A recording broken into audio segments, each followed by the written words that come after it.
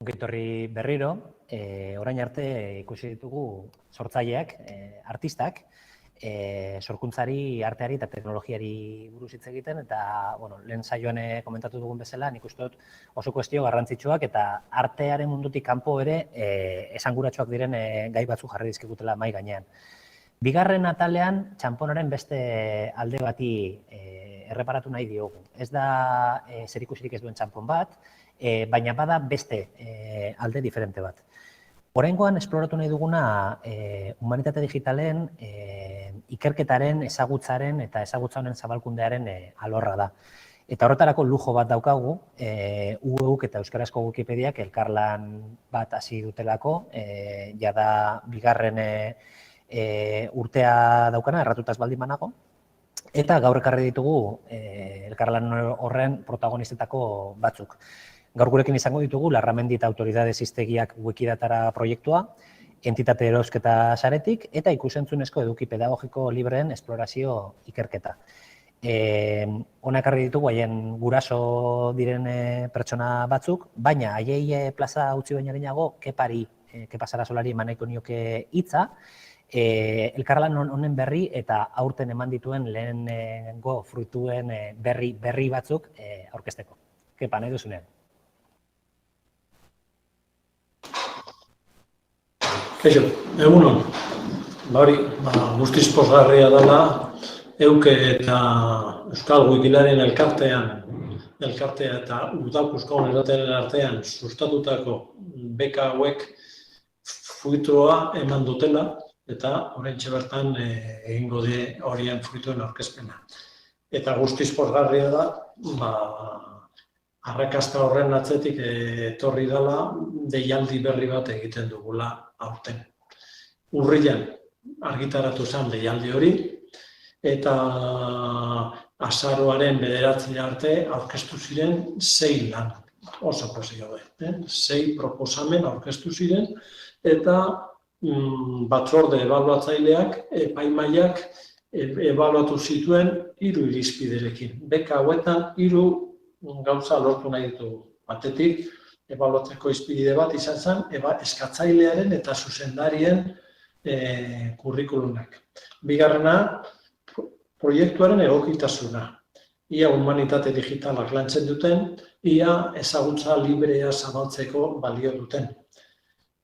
Baita, proiektuaren irismen posiblea, kalitate teknikoa eta eragingarritasuna.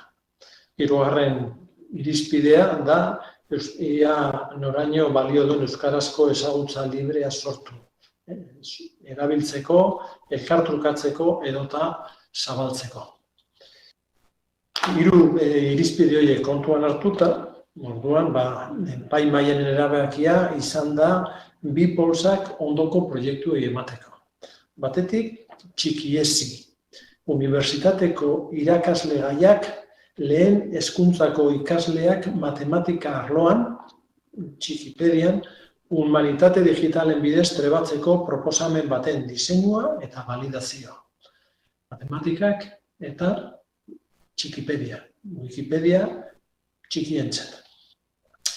Horko ponenteak, aurkezpena proposamen aurkeztu dutenak dira Nagore Ipina Larrañaga, Aritz Iribaspardo, Aitor Errazkin Bizente, Unai Carmona Igartua eta Amaia Torraldai Gañarreta.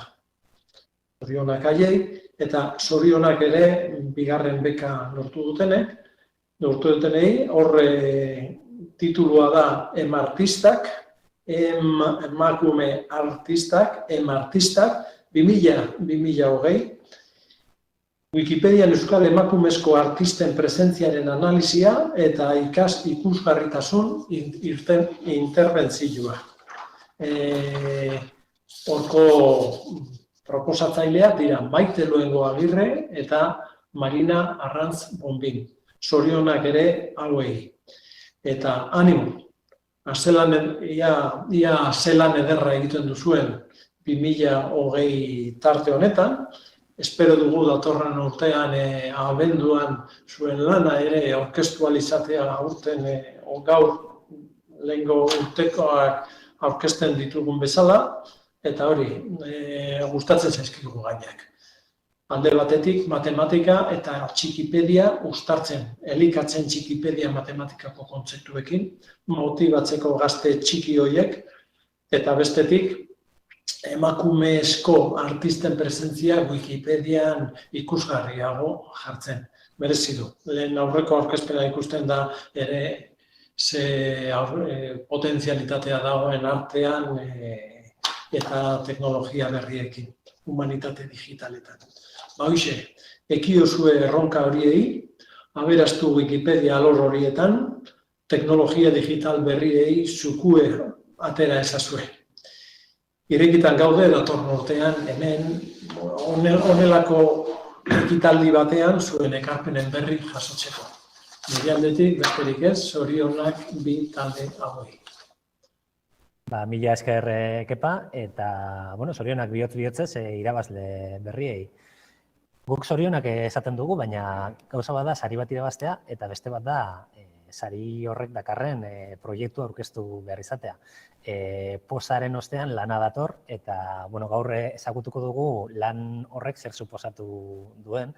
Eta lehenengo eta behin, gonbidapena luzatu nieke Mikel Alonso eta David Lindemann-eri haien Larramendi eta Autoridades hiztegiak Wikidatara proiektua aurkeztu dezaten.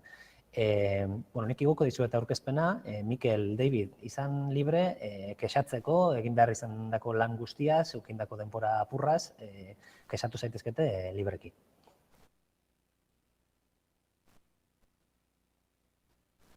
Kaixo, egunon, bai. Kenduko dizuet aurkezle rola, igotzeko aurkezpena, eta horrentxe emango dizuet berriro. Hasi zaitezkete hitz egiten lasai asko. Bale, kaixo egunon, ni Mikel Alonso naiz, eta Davidekin batea garatutako proiektu hontaz hasiko naiz hitz egiten. Larramendiren hiztegia digitalizatu nahi izan deu, hasteko, ez dakit, barkatu, hemen ez dakit nik daukaten diapositibak pasatzeko almena. Bai, barkatu, David iman diot, nahi bauzu emango dizu zuri, Mikel. Bai, mesedez. Etxe bertan.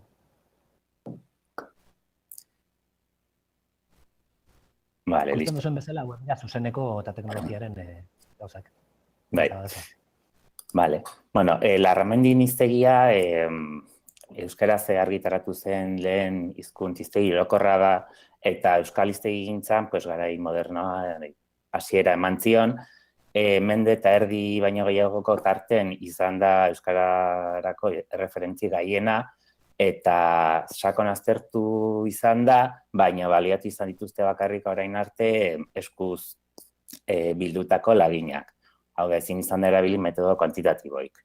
Orduan, gure lanan helburuk ziren digitalizaziorako lan fluxu bat proposatu eta ebaluatzea. Ebaluazio horrekin ikustea eskuz zenbateko lana eramango lukeen digitalizazio hori balioztatzea eta eskuzko eragarpena egitea, eta gero, aparte, humanitate digitaletan metodologia berrien baliagarritasuna frogatzea, eta azkenik, esan duen bezala, Wikisuz edo Wikiteka euskeraz, eta Wikidatako edukiak hiztegiko edukiakin aberastea. Gure lan fluxua hasi da OCR edo karakteren ezagutza barkatu. Hiztegia deskribatuko dut laburki, hiztegi handia da, 828 orrialdekoa bere gorputzean edo, az eta atala ditze zaiona. 45.000 arteko sarrera kalkulatu da ditula, eta sarrera hauek ez dute jarraitzen urrenkera alfabetiko zehatza, gaurko hiztegik bezala, baina bai daudela lehenengo hizkien arabera antolatuta. Eta grafikoki oso eskasa dela esan dezakegu, aurkezpen grafiko eskasa dauka, bere hizkuntza ikiaia ez da sarreretan, eta hor egiten duena da gaur egun makrosarrera deituko genukena, mikrosarreratan banatuta dagoela, banatuta egotea. Orduan, hasi gehagu karakteren ezagutzea optikoakin, ze irudi digitalak genitun honezkeo, eta hortarako erabili deu Kraken izeneko tresna bat, zeba gaur egun OCR tresna komertzialak ez daude ohituta 18. mendeko izkiak ezagutzea. Eta horregatik inbar izan deu trebatu tresna hau, indeuna da eman dizkiogu guk transkribatutako zenbait orrialde, hemen ikusten den bezala, eta tresnak ikasketa automatiko bidez ikasten du zeizkidien zein, eta ondoren eredu bat sortzen du, eta eredu horrekin indeuna da hiztegia digitalizatu. Tresna trebatzeakon ikusten da beti 20, 25 edo ez dakit, 100 orrialde transkribatuta azkenean lortzen duen doitasuna ez dela esanguratsuki handitzen. Orduan, ingenun hasieran 25 orrialde transkribatu, horrekin ikusi ze izki edo ze izki ez zitun ezagutzen, eta azkenen indeuna da 32 orrialdeko eredu bat trebatu, eta lortu deu, hiztegian 104 baino gutxigo transkribatuta, lortu den doitasuna izan da 88,5-koa. Tresna honek gaina lortzen duena da letra etzana bereiztea, gure hiztegi hontan garrantzitsua dana, zeba da grafikoki bereizketa gutxi daudenez horietako bat, eta gero de bai lortzen duena da izkiak ze posizioetan dauden gordetzen ditu. Eta orduan, hortik lortu deuna da batetik testuan posizioarekin sarrera burun behin-behineko zerrenda bat osatu deu, eta bestetik lortu deu, edo indeuna da wikitekara hilo irudi horiek, eta testua de bai, jendeak, edo, komunitateak, auzolanak edo zeinek aldatzeko dauzkan akatsak. Testu digital hortatik ondoren indeuna da Lexifier izena duen ikasketa automatiko tresna batekin testu lau hortatik informazioa egituratu. Adibidez, sarrerak banatu diteu, eta sarrera barrun banatu diteu sarrera buruak, definizioak, euskal ordainak, latinezko ordainak, eta bar. Orduan, gero honekin lortu deuna da gaztelerazko sarrera buruak zerrendatzea, ikusi deuna da nahiko ondo bereizi ditula erreminta honek. Ez dut esan beta fasen daola, eta orduan oraingoz dauden etiketak eta nahiko mugatuk diela.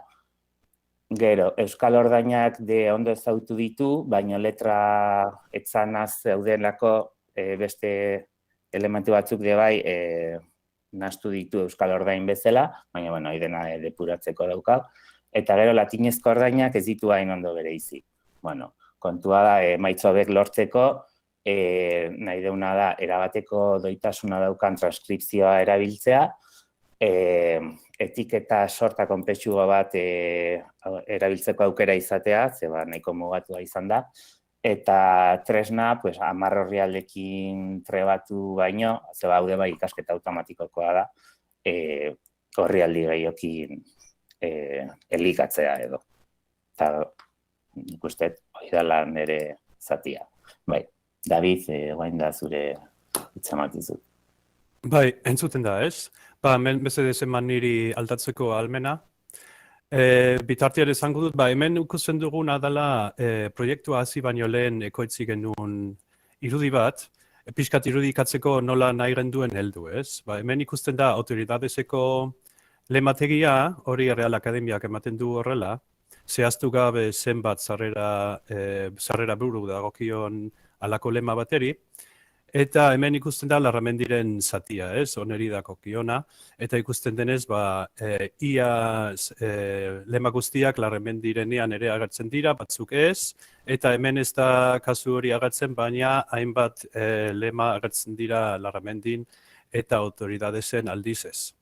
Bueno, gero ikusten da hemen zer nolako loturak dauden implizitoki kodeatuta Larramendiren hiztegian, ez? Hemen adibidez daukau gafas sarreran antojos bidalketa deia eta antojos sarreran dauzkau Larramendik emandako euskal ordainak, eta hori ere orotariko euskal hiztegian aurkitzen dugu, ez? Hori eskuz uztu zituzten datuak dira, eta begi orde sarrera azpian adibidez zerrendatzen da hau. Oin proiektua burututa gero, halako zerrendak ditugu, HTML zerrendak, hemen azaltzen da gazteleratik euskarara doian norabidekua, eta adibidenoetan abarkar sarreran, zerrendatzen dugu autoridadeseko lekukotasuna eta Larramendirenak. Alde batetikan arau finkoen bitartez erauzitakoak eta bestetik ikasketa automatikoan bitartez erauzitakoak eta ikusten denez, ikasketa automatikoak hobetu egiten du, ez? Biak bat atoz esanez abarkar lema bi sarrera burutan agertzen dela, baina euskal ordainak honek ikasketa automatikoak hobeto erauzi ditu, ez da, hemen ematen ditu benetan euskal ordaintzat hartu behar ditugunak, eta arau finkoak aldiz letra etzanean agertzen diren item guztiak zerrendatzen ditu. Oro har, aurkitu dugu hogeita 8.000 Larramendiren lemak autoridadadesetan, eta beste ia 5.000 autoridadesen ez daudenak. Gero, euskarazko itzulpen ordainei dagokionez, arau bitartez, 30.000 bat lortzen ditugu eta ikasketa automatikoakin 27.000, ez? Osea, hemen falta dira adibidez horrek, falta dira hemen. Hemen ikusten da gure zerrenden halako zati bat, ez? Abarkar ondoren datoz honek eta 3 horiek adibidez Larramendin ez dira agertzen, baina autodidarazetan bai. Eta gero, aipatu nahi dugu, gure zerrendetan halako loturak datozela, Wiki Sourceko, Wikitekako agertokira zuzenean bidaltzen dituztenak. Orain, gure zerrendan klik egiten baduzue eta Wikitekara heldu, halako gauza raro bat topatzen baduzue, hori da, hemen falta dela izki bat, OCR prozesuan ez dena ezagutu ez dena, ez? A maiuskula hori ez du ezagutu, zuzenean klik egin daiteke Wikitekan arazo hori konpontzeko, hau da, A hori jartzeko eta hortik aurrera, horrela hemen agertzia A hori ere bai. Alderantzizko berzioa, hori da euskaratik gaztelerara bidaltzen daben hori guztiz berria da, ez? Azken mendetan ezin izan da hori ekoitzi, eta hemen ikusten dugu abarkak baino lehen, abarka espartuzkoa adibidez ere Larramendiren hiztegian agertzen dela, eta hemen gauza bera, link lotura horrek daude Wikitekara zuzenean heltzeko, eta hemen zenbakiak, ez? Arau finkoak ematen dizkigu askoz ere ordain gehiago, ikasketa automatikoak baino, eta gure zerrendetan konpara daitezke gauzak, eta amaieran emango dugu loturak zuek zerrenda guztiak ikusteko. Hemen irudikatzen dugu nola gazteleratik euskarara eta euskaratik gaztelerara bidaltzen dituzten sarrerak lotuta daudela Wikitekako link bera erabiliz, ez? Eta Wikiteka barruan, zati hau lotuta dago zati honekin, hori dela faksimilearen zati bat. Eta orain falta zaigu hori osatzea, hori da Wikidatako lexemetan propietate hori gehitzea. Hori da non jasoa edo ingelesez attested in propietatea, eta hemen ematen duguna da abarka lema, abarkak itxuran, abarkak forman, aipatzen dela Larramendiren iztiegi hirukoitzan, eta hemen ematen dugu zuzeneko linka. Eta jokabide hori erabiliz, Larramendiren abarkak lotzen dira abarka lemarekin beste baliabidetako agertokiekin, ez? Hemen klik egin daiteke hautsak lexemara heltzeko edo eluiar iztegira, eta bar. Hori egingo dugu orain lehenengo lagin baterako, hori da Larramendiren iztegitik erauzi ditugun lemak, zeinak aldi berean Sarrasolaren iztegian 1795 datazioa dutenak, horietan guztiz seguru egon gaitezkelako, ez gaudelako akatz baten aurrean, ez? Sarrasolak hori eskuz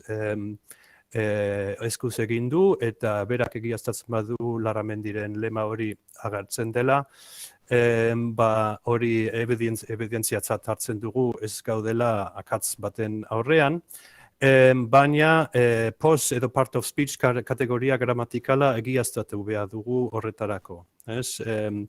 Adibidez, heldu izan daiteke hiztegian adjektibo bat, izen bat edo aditz bat, eta hor lotura zuzena jartzen dugula eskuz baliatun behar dugu. Larramendik ez daukalako kategoria gramatikalaren inguruan argibide esplizitorik.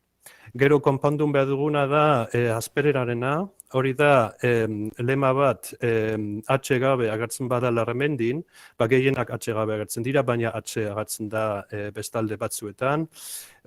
Nola lotu hori H dun lema batekin Sarrasolarenian edo Wikidatarenian. Hori ez da triviala, orduan hor lan gehiago sartun behar dugu, eta kontu bera da egia marratxoen kasuan. Begi orde bezalako lema bat marratxoakin dagoena, momentu honetan ez dugu topatzen marratxo gabe agertzen bada Larramendin. Eta noski, hemen egin dugun prozesu guztia errepikatzen badugu erabateko doitasuneko transkripzioaren gainean, emaitza hobeak lortuko ditugula. Eta azkenik hemen emango ditugu loturak zuek ikusteko zer egin dugun, hemen hiztegi hirukoitza Wikidatan, Wikitekan, hemen dauzkazue argibideak nola hobetu daiteken transkripzioa Wikitekan, hemen aipatutako zerrendak eta garatutako kodea GitHuben, hor dauzkazu ere aplikatutako arauak, lema historikoak gaurkotzeko edo. Eta hori izan da dana momentuz gure partez. Mila esker. Eskerrik asko zuei, David eta Mikel, zorionak benetan, lan bikainak intuzuela iruditzen zait, eta gainera zabaltzen dituela esparru oso interesanteak eztabaidatzeko, ez? Berezik interesgarria iruditu zait, adibidez, glitch horiek agertzen direnean edo OCR-ak errakuntza bat detektatzen duenean, nola hori auzolanean konpondu daitekeen, ezta? Eta nola konektatu dezakegun inteligentzia kolektibo batekin, makinak ondo egiten duen lan hori, baina perfekto egiten ez duen lan hori perfekzionatzen joateko. Benetan zorionak egin duzuen lanagaitik. Ondo baderitzozue, hurrengo orkesleari pasatuko diot hitza, eta amaieran solasaldirako tarterik edo galderetarako tarterik badugu, zabalduko dugu berriro. Eskerrik asko bioi. Eskatuko nizueke, Mikel eta David, mikro eta kamera itzaltzeko, eta Joseba, entitate erausketa saretik. Orentxe igoko dizute aurkezpena, bitartean konektatu mesedez kamera nahi duzunean. Ongi torri, lehenengo eta behin, eskerrik asko hemen egoteagaitik, eta, bueno, zurea da hitza. Vale, mi esker. Egunon guztioi, gure lanaren izenburua da, ikusten duzuen bezala. Euskarazko online artikuluetan aipatutako izendun entitate nabarmenen identifikazioa denbora errealean. Eta lan hau, Rodrigo Agerri eta biok eraman dugu aurrera.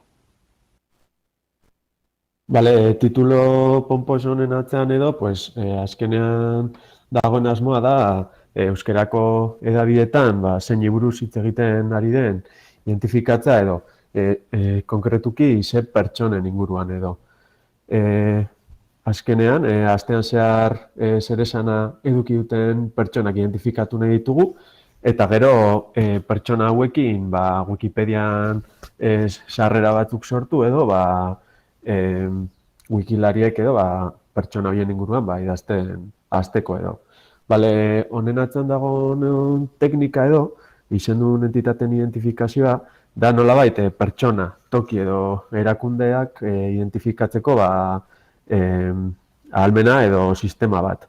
Azkenan sistemak egingo lukeena izango litzateke, hemen esaldi badaukagu, Trumpek Washingtonetik gogor kritikatu AEB-ko gobernuak egindako lana, eta gure sistemak esan barko luke Trumpek pertsona dela, Washingtonek tokia, eta Amerikako Estatu Batueko gobernuak erakunde bat. Azkenean, hemen tokia pertsonak eta erakundeak ditugu gu pertsonetan zentratu gara lan honetan. Lan honen metodologia biatan nagusi ditu, datu bilketa.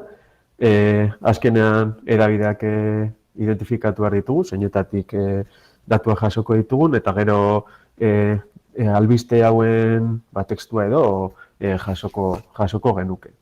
Behin eukita datu horiek, albisteen datu horiek, datuak prozesatuko genituzke, albiste bakoitzaren gainean izendun entitateen identifikadore bat pasatuko genuke, izendun entitate horiek jasotzeko, edo pertsona izen horiek jasotzeko, gero pertsona hauei izenei lematizazioa aplikatuko genioke, gero ikusiko gu zehatzago, eta azkenan behin eukita izendun entitateen zerrendak edo, albiste zahar eta berrien konparaketa egiteko, azkeneko asteko nabarmenenak edo ateratzeko, TF-IDF erabiliz, nolait nabarmenak dienak edo ateratzea lortuko dugu.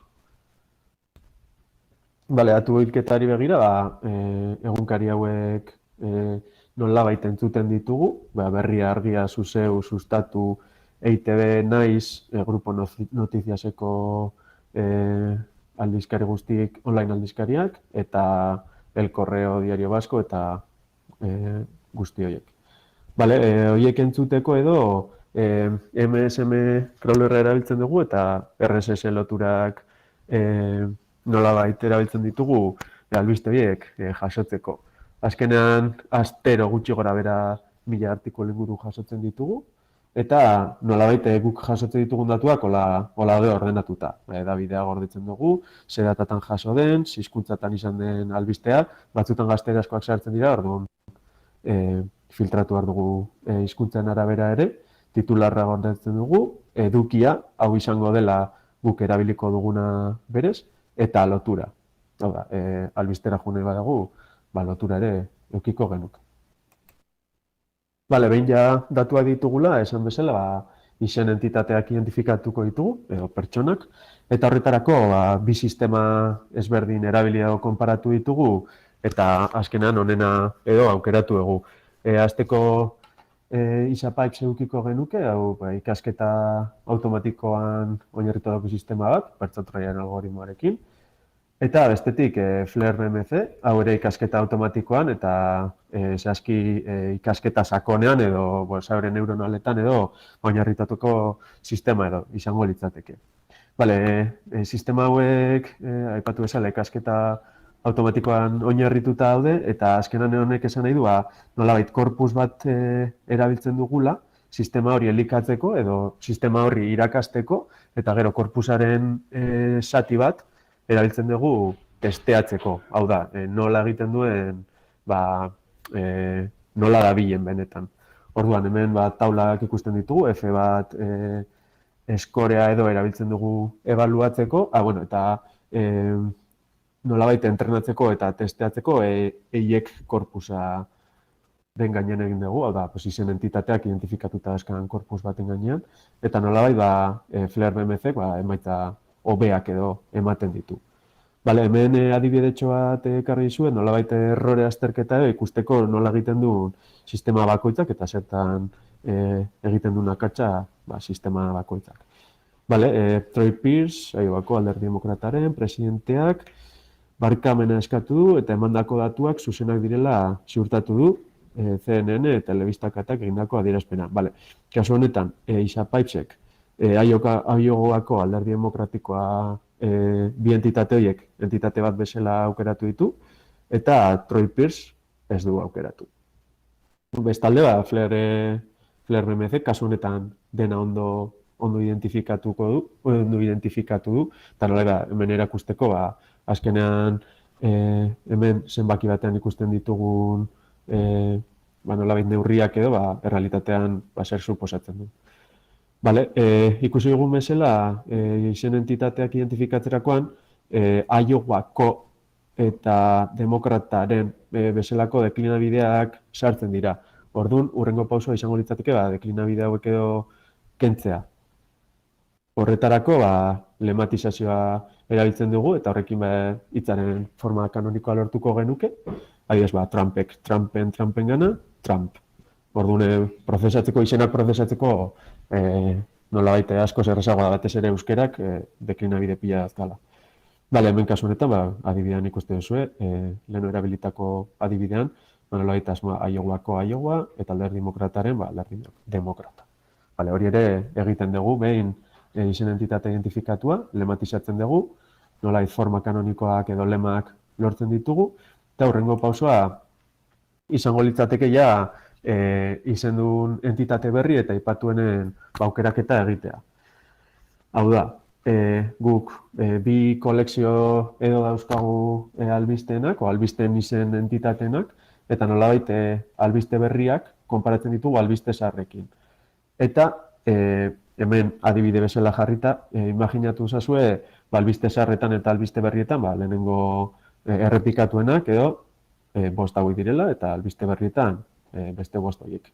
Hemen ikusten dugu batzuk bietan agertzen direla, orduan guk TF-IDF nolabait ordenatzeko moduaren arabera saiatzen gera ateratzen albiste berrietan errepikatuenak diren, baina aldi berean albiste zaharretan oso gutxi errepikatzen diren terminoak edo jasotzen. Orduan, kolekzio honetan, gure TF-IDF algoritmoaren arabera edo, lortuko genituzke Martin Villa eta Maria Servini. Zergatik, beti aipatuak diren entitateak edo, ez zaizkigu interesatzen, beti daudelako hor. Baina aldiz, azkeneko astean asko aipatu diren, baina beste asteetan aipatu ez diren entitate horiek interesatzen zaizkigula. Nolabait aste horretako importantenak edo horiek izango direlako. Behin jakinda zeintzuk diren gure astean ze izen entitate o ze pertsona diren errepikatuenak, emaitza horiek argitaratuko ditugu Wikipedia. Nolabait argitarapen dinamikoa da, hau da, astero nabarmenak diren izen entitate horiek, astelenetan imprimatu edo argitaratuko dira Wikipedian.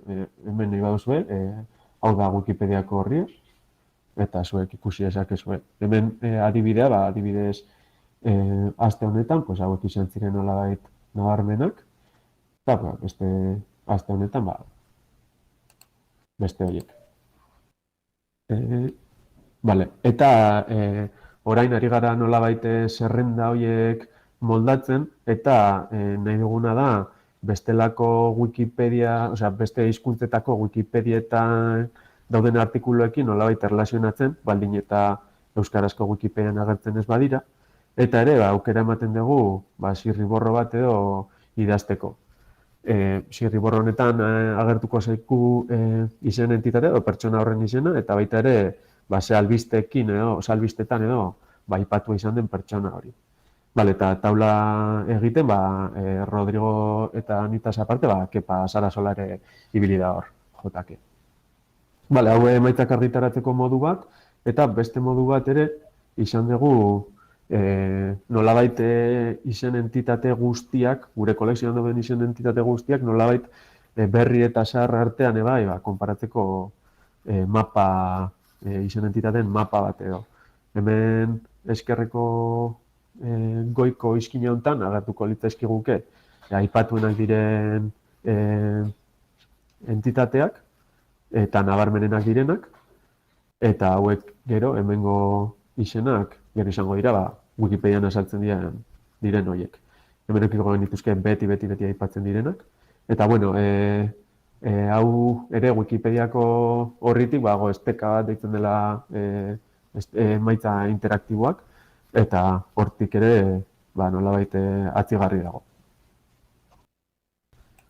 Eta lan honen ondorio moduan, nolabait kapazak izan garela sarean argitaratzen diren euskarazko artikuluak jasotzeko denbora errealean.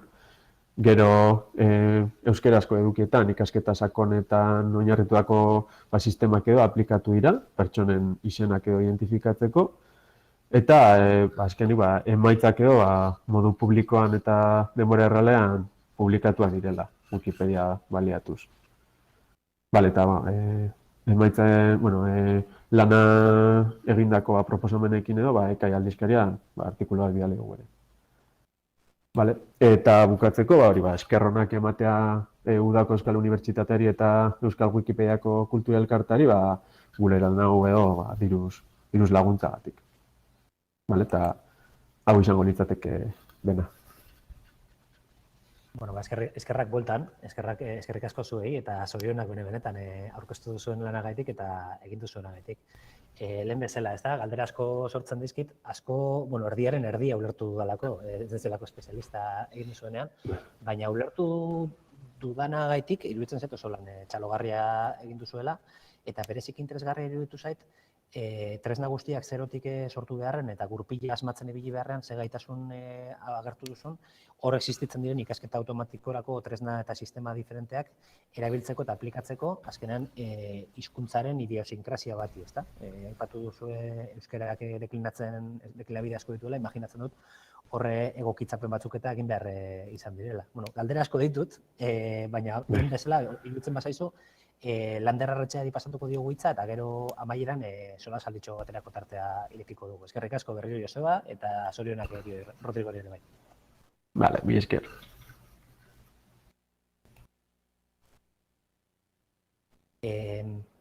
Lander, ez dakit hemen zauden. Murphyren legei jarraituz, arazo batzuk izan ditugu gaur goizean, baina zorionez, badirudi konfondu ditugu. Ongi etorri Lander. Ez dakite nahi duzun aurkezpenaren kontrola edo nahi duzun nik kontrolatzen, nola nahi dugu duzu? Pasako ditut nik bat da beste, baina jarri azun ez teoritako aurkezpena.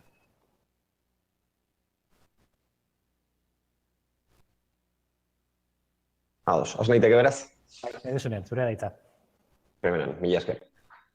Hementxe duzu izenburua, esplorazio ikerketa sareko euskarazko ikus-entzunezko eduki pedagogiko libreen sortze prozesurako. Lan hau Kepa Matxain, Lander Bolibar, eta nik neuk Lander Arretxeak hirurok gauzatu dugu, amaitzea erden urte aldrebes honetan zehar. Zer baino lan esan nahi nuke, ezoiko ikerketa dela hau, gu ere ezoiko ikerlaria garelako, normalean bestelako lanetan aritzen garelako, baina nagusiki ikerketa edo esplorazio ikerketa honetatik harago, lan honen helburua izan delako ez soilik ikerketa bat edo testu bat publikatzea ez bada bertatik ateratzen diren ondorioekin gerora proposamen zehatzago bat edo gauzatzeko moduko proiektu bat diseinatzea. Beraz, nik orain ere ezoikoa izan ikerketa bera ere, ezoiko aurkezpena egingo dut, eta labur azalduko dut ikerketan ze jorratu dugun, edo ze metodologia erabili dugun eta bar, baina gero erakutsiko dizuet ere, guzti honek zer ekarri duen gerora, hau da, ze proiektu zehatz gabiltzan lantzen. Hori esan da, aldatzerik duan hau, ados, aipatuko nuke zer baino lehen, zer den, ez? Entzunezko eduki pedagogikoak zer diren, izenak berak esaten du, baina zerbait ikasarazteko intentzioarekin egindako ikus-entzunezko produktuetaz ari gara. Eta libreak, kasu honetan Creative Commons lizentziapean zabalduko direnak, baina, eta hura garrantzitsua da, ze arazo hau izan da bestelako proiektuetan, horretarako erabiltzen den eduki guztia ere, edo erabiltzen den bai informazio iturri, bai baliabide grafiko guztiak eta bar ere, libreak izan behar dute. Eta, esplorazio ikerketa bilatzen duen galdera hauxe zen, ea badagoen beharra eta interes soziala euskarazko ikus-entzunezko pedagogikoen atari bat sortzekoa, eta balego nolakoa izan behar luke. Galdera horri erantzuteko, 3 gauza diferente egin ditugu, eta horietako lehenengoa izan da, egoeraren ez da. Eta kasu honetan, gure ekarpena, edo gure begirada izan da, ez soilik begiratzea hezkuntzaren ikuspegitik, ez bada hezkuntzaren ikuspegitik zein ikuspegi soziolinguistikotik edo hizkuntzarenetik. Eta are, sareko eduki digitalen ikuspegitik, ezta?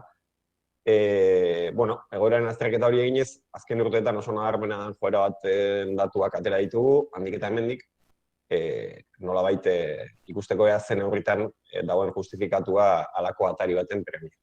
Esan bezala, hezkuntzaren ikuspegitik hartu garena da, aurkitu ditugu hainbat ikerketa eta hainbat autoreren lanak ikus-entzunezkoen potentziala azpimarratzen dutenak, kasu konkretu honetan irakasteko edo ikasteko, bestelako formatuetako edukien aldean. Bilatu ditugu ere, hainbat gogoeta edo datu, gaur egun euskarazko hezkuntzan ikus-entzunezko baliabide eta baliabide digitalen falta eta urritasuna azpimarratzen dutenak, eta azkenik jaso ditugu ere nerabeen kontsumo ohitura batzuk. Ez du merezi datu egiten gehiago sakontzea, gauza evidente xamarrak direlako, baina ziur asko denok badakigun bezala, gora eta gora egiten dute ikus-entzunezko edukien kontsumoak, eta nagusiki mugikorrean. Hezkuntzaren ikuspegitik eta nerabeen kontsumo ohiturei dagokien, bildu ditugun datuak, labur, 3 alor hauetakoak izan dira. Horrez gain, erreparatu diogu baita ere, hizkuntzaren ikuspegitik afera honi, eta zentzu horretan, gurutzatu ditugu bidatu, aurrez ere beste ikerketako gurutzatu dituztenak, edo nabarmendu dituztenak, dira nola euskaldun alfabetatuen kopuruak gora egiten duen, eta nagusiki hezkuntzan D ereduan, edo euskerazko ereduan ari diren ikasleen kopuruak gora egiten duen etengabe, baina hala izanik ere nola kale erabilera datuetan ez den horren islan nabarmen bat agertzen. Horre ondorioz daitekena, badagoela arrakala bat, eta badagoela Euskal Herriko biztanleen zati handi bat, euskaraz jarduten duena nagusiki ikasgelan, edo eremu akademikoan edo formalean, baina ez duena gauza bera egiten eremu informalean. Ez kalean, ez da sarean, ere. Gaur egun kalea bezen garrantzitsua izanik. Guzti honetan ari ginela, gainera pandemia bat etorria, eta horregiren neurri batean, nahiz eta ikerketa ez duen gehiegi baldintzatu, azpimarratu du, baliabide horien falta, ezta? Eta ikerketatik kanpoko gogoeta neurri batean, baina bai, balio digula ere konturatzeko zen neurritan izan ditezen garrantzitsuak sarerako edo kasuntan ikusentzunezko baliabideak gero hezkuntzan erabiltzeko. Eta hezkuntzan diodanean, hau ere jarri nahi duke foko honetan, ez da soilik irakasleek baliatu ditzaten, baizik eta ikasleek eurek ere baliabide modu autonomoan edo baliabide batzutara jo dezaten. Datu guzti horiek bilduta, aurrez ere intuitzen genuen moduan, gure ondorioa da baietz badagoela premia halako ateari batena, eta gainera, asmatu ezkero hainbat formatuarekin eta bidearekin asmatu ezkero bi alor horietako kezka edo lan hildoiera egin diezaiekela ekarpena. Batetik euskararen normalizazioari begira, azken urteetan antzeman den joera kezkagarri horri lehungarri izateko edo neurri baten uste dugulako zubilan egin dezakela.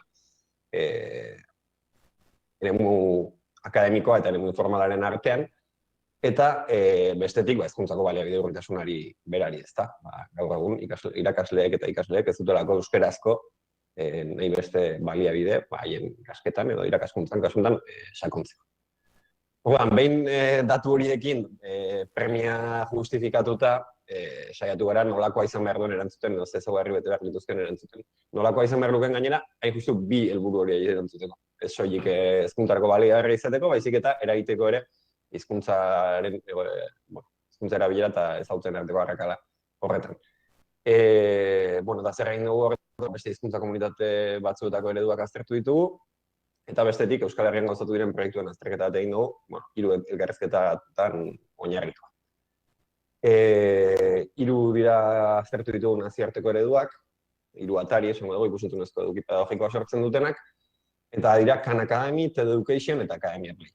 Aipatu nahi nuke, Academia Play orain dela ez gehiegi, ez dakit 3 txikas izango dira, Euskal Herrian historiari buruzko bideo bat egin du, ikuspegi oso zalantzagarriarekin eta 100.000-tik gorako ikustaldi izan ditu oso denbora gutxian, ez?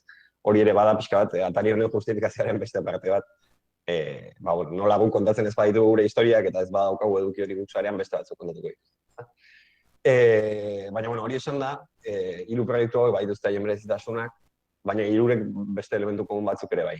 Khan Academyren kasuan esaterako, zientzietara enfokatutako ataria da nagusiki, eta, beren publikoa heldua da, hau da, unibertsitateko edukia ere jorratzen dute. Academia Play aldiz, historia da nagusiki jorratzen duena, hau gaztelaniazko kanala da, Espainiatik egiten dena, eta, esan bezala, publikoa gazteagoa da, baina historian zentratua nagusiki nahiz eta eduki informalare lantzen duten. Eta 3 artean, funtzio pedagogikotik pixka gehiago liberatu edukuntzen dena, TED Education da, ale bakoitza gai edo alor desberdin batearekin osatzen duelako, biralgarria edo interesgarria izan daitekela iritzita, baina koherentzia zabalago bat aurkitu gabe edo bilatu gabe gutxienez tematikari dagokionez. Baina 3 betetzen duten ezaugarria zein da? Batetik, YouTubeen eta sare sozialetan oso presente daudela, hau da referentziazko marka bat direla eta ez soilik eduki pedagogikoa biltzeko atari bat.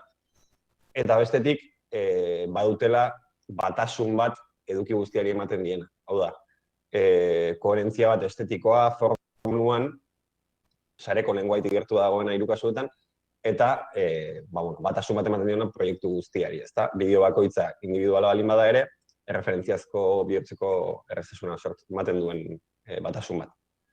Eta azkenik 3 ere dituzte hainbat atal berezitu. Ez dute eduki guztia zaku berean biltzen, baizik eta atal desberdina dituzte eta are atal bakoitzak publiko desberdina izan dezake. Bai, interneteari begiratuta eta baita interes guneari edo gaiari erreparatuz. 3 elkarrezketa egin ditugula aipatu dut, eta hauek izan dira 3 elkarrezketatuak, Imanol Epelde Etxeparerra proiektua garatu zuelako, ikus-entzunezko bat, abiatzen dena Euskal Literaturaren historiako hainbat estudatik, baina modu entretenigarri batean zabaltzeko asmoz, edo modu behintzat deigarri batean. Galder González, Euskarazko Gilen Elkarteko kidea, eta Wikipedian eta Wikipedia eta hezkuntza lotzen hainbat lan egin dituna, eta Ainara Buenetxea EIMako kidea, EIMA katalogoaren atzean, euskaraz egiten den eduki pedagogiko digitala biltzen duen katalogoaren atzean lanean, ari den pertsona. Eta, 3 proiektu hauek aztertu ditugu, baina baita ere jarri ditugu balizko atari pedagogiko honetaz hitz egiten, ezta? Eta, nagusiki atera ditugun ondorioak dira, haiek buruan duten, haien kezkak nahiko bat datozela, aurretik aztertu ditugun 3 eredu horien adibideekin, ezta? Khan Academy, Academia Play eta TED Education. Haiek diote oso garrantzitsua dela gaur egun halako zerbait egin ezkero, gaur egun eraben kontsumo ohituretara hurbiltzea, kalitatea eta erakargarritasuna garrantzitsua dela, ez soilik edukiaren balekotasun. Etxeak berak aipatzen du aldi berean gaur egun egon badaudela ikus-entzunezko proiektu batzuk edo ale batzuk, baina koherentzia dela falta dena eta batasun bat horretan guztian. Eta gainera dio, beraiek egiten duen lanarekin oso bateragarria izango litzakela halako atari bat. Ez da, beraiek, badaudelako beste funtzio bat oso irakaslei begira ere egiten dena, baina halako atari batek potentzial izan dezakela zuzenen ikasleengan eragiteko.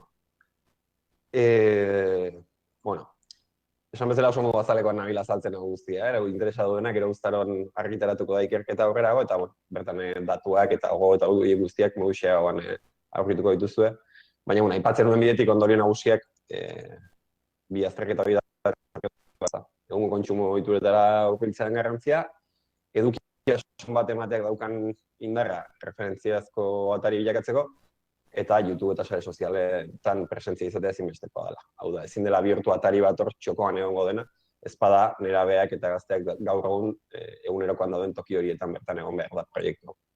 Dena dela eta horrez esan dudan moduan, ikerketa honek guztiak helburu zuen gero proposamen zehatzago bat egin izatea. Eta behin ikerketa amaituta horretan aritu gara, 3 damatxotik kasu honetan, eta Euskal Wikilarien elkartearekin elkarlanean. Eta hortik sortu da proiektu bat, oraingoz izen profesionala daukana, oraindik atzeko lanetan dagoena, baina gaur primizian da erakutsi nahi nizuekena. Beraz, bideo jarriko dizuet, asmatzen dugun, nik uste dut audioa moztu behar dudala hemendik, eta zuek asmatzen duzuen, ere etxean entzuteko moduarekin. Zaiatuko gara. Funtzionatuko ez balu, esaidazu, arazorik gabe. Bueno, orain nagutsiko dizuena, beraz da, behin proposamen fasera pasata, ikerketa honetatik zer diseinatu dugun gutxi gora bera. Bideo honek jasotzen du bai edukia, edo bai nolako izan behar luken atari horrek, eta baita tonua ere, edo egin dugu alegin bat, tonuan bertan ere jada reflejatzeko atariaren ezaugarria izan behar luken freskotasun. Kaixo! Ira naiz, irakaslea, irakurlea, Elbira. Ira! Itxaron, zer dau? Garai berriak ere zarrak dira ja eta ni piura hauekin? Asko zobe. Orain bai, proiektu bat aurkeztu nahi dizuet. Ikusgela. Izenak ematen du pistaren bat, ezta? Ikusi eta gela. Baina ez gel hidroalkolikoa, Bestea, fisikoa, aretoa, gela, bai? Goazen arira. Zer da ikusgela? Bideo didaktikoak ekoitzi eta zabalduko dituen plataforma bat.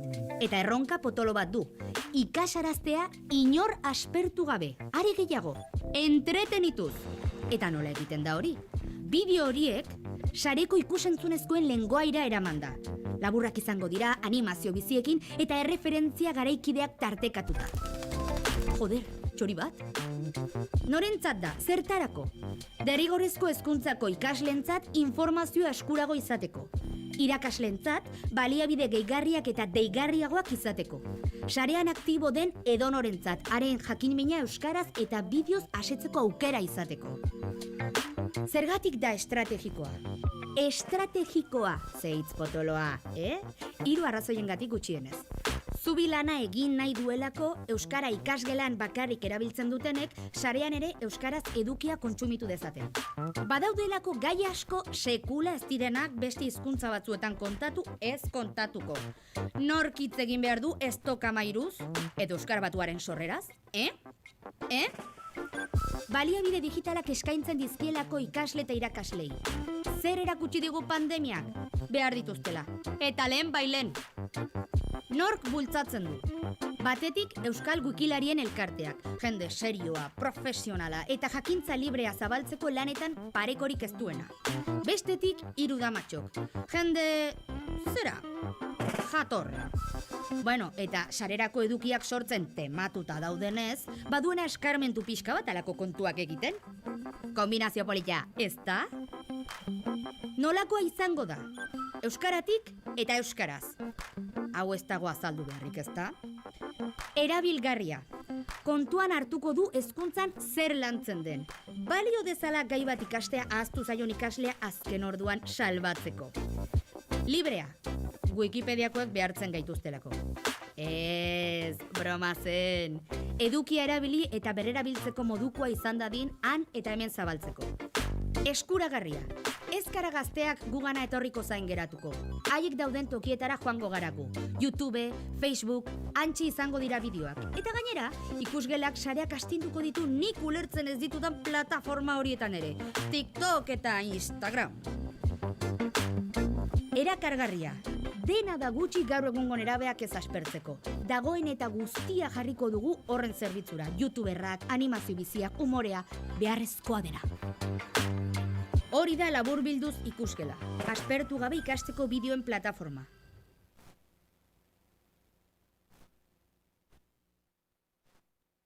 Ados, orain aukentzen ezagit asmatuko nuken. Ados. Bueno, eta azken irakurketa gisa, bueno, hau, ikusi duzuen hau da, nolabait ikerketaren ondorio izan diren horietatik sortu dugun proposamen zehatza. Eta laburbilduz, ideia edo proiektua da, hezkuntzan dauden premia detektatu eta hezkuntzarekin elkarlanean eta bertako profesionalekin elkarlanean hartzea sareko ikusentzunezkoak ekoizten ohituta dauden beste lantalde batzuk, tartean 30 izan daitezke, baina proiektu gehiago ere bai, Txakurko Horria eta beste batzuekin ere egon gara harremanetan, sortzeko eduki bat, asetuko dituen aldetik hezkuntzako horiek, baina baita ere kontuan hartuko duena sareko ikusentzunezko lengoaia eta egingo dituenak edukiak baita ere ez soilik hezkuntzara erabilgarriak izan daitezen, baizik eta euskarazko sareko ikusentzunezkoen ekosistema aberaz dezaten eta zentzu horretan, bueno, ja proposamen honek ere atalen deskribapen batzuk eta bar, eta aurre ikusten dugu ataletako batek gutxienez informala izan behar dukela, hau da, ez dukela hezkuntzarekin lotura zuzenik izan behar, justu aktualitateari ere keinuak egin eta referentzialtasun hori lantzen jarraitzeko. Bueno, hau da gutxi gora era horre saiatuko nukana, eta bueno, ziba daukaztu saiatuko naiz. Eskaintzen diguzkigu zuen moduen bitartez argitzen. Eskerrik asko. Eskerrik asko zuei, Lander eta lantalde osoari, aurkezpen honengaitik. Esan behar dut, erabiltzaile batek utzi digula iruzkin bat eta irakurriko dizuet dagoen bezala. Euskarazko ikusentzunezko eduki pedagogiko libreen sortze prozesurako bolondrez lantalderik sortu beharko genukela uste dut. Ez dakit pertsona aproposena izango naizen, baina gogo faltagaitik behintzat ez da izango. Harreman sarea bestela, mertxe nabari dazek utzi duen iruzkina. Beraz, eskerrik asko eta zorionak, inspiratzaile gertatu delako aurkezpen hau. Eta hori esan da, berri on bat eta txar bat daukat. Txarra lehenengo. Agortu zaigu denbora, solasaldi eta galderetarako sentitzen dut, 12 eta 6 minutu ditut hemen, beraz, agur esango dizuet, Lander eta beste hori. Berri ona, horretarako sortu dugula eztabaida foro bat Moodleen, eta hortaz orain zuzenean islariekin hitz egiteko aukerarik izango ez dugun arren, gonbidatzen zaituztet modu asinkronoan galderak luzatzeko eta jarraitzeko elkarrizketarekin. Lander, eskerrik asko eta beste guztioi ere mila esker. Eta hori esan da, eta minutu pare bat barru, gaurko 3. blokeari emango diogu sarbidea. Artxiboa, banaketa eta kontsumoa. Eskerrik asko guztioi.